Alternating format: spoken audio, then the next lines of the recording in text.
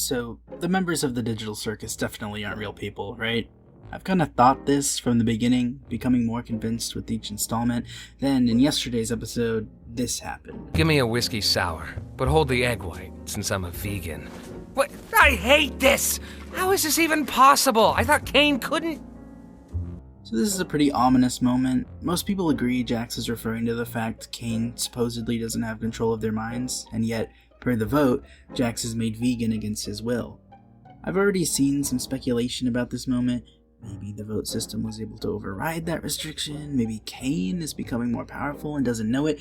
Maybe Jax is secretly an NPC. Ooh, he's still doing that? I don't agree.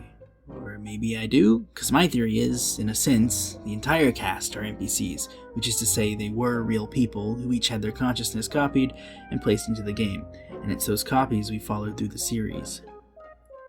Jax makes a big deal of his mind being tampered with, but does the circus not do that sort of thing all the time? Gangle's mask affecting our mental state, Silly Sauce inebriating Ragatha, Pomni getting possessed. How about nobody being able to remember their own name? How about abstraction? If we're to believe each of these meowing milkmaids is still a real, physical person, just tied down and strapped into a headset somewhere, how do we explain the existence of this process wherein they lose all sense of themselves, becoming essentially an animal, which, by the way, is confirmed to be permanent? I think this all makes more sense if the humans are code themselves. Code that's able to be altered as the game sees fit. Code that is vulnerable to corruption. Pomni implies she stumbled into the circus doing some urban exploration.